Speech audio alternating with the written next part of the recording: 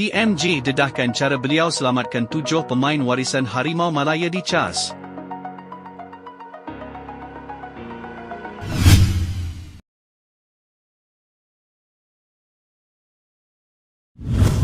Dunia bola sepak tempatan kembali gempar apabila Tunku Ismail mendedahkan bagaimana proses di sebalik tabir dilakukan bagi memastikan 7 pemain warisan negara terlepas hukuman di CAS.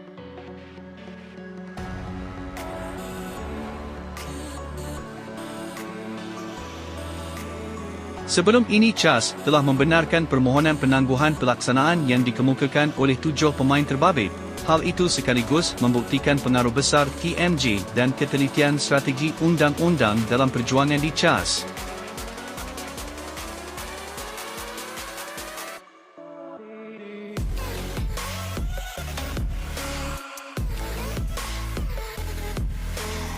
Dalam pendedahan terbaru, TMG mengatakan bahawa langkah berani di CAS adalah kerana benar, dan 7 pemain warisan itu layak mendapatkan keadilan.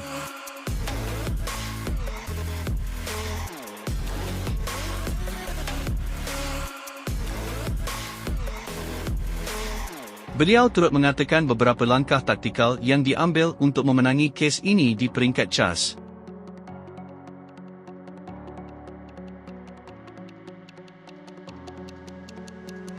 Kita tidak boleh hanya duduk berdiam, kita perlu terus melawan kerana kita benar dan mengikuti peraturan. Keadilan akhirnya berpihak kepada mereka yang membuktikan dengan fakta, ujar TMG.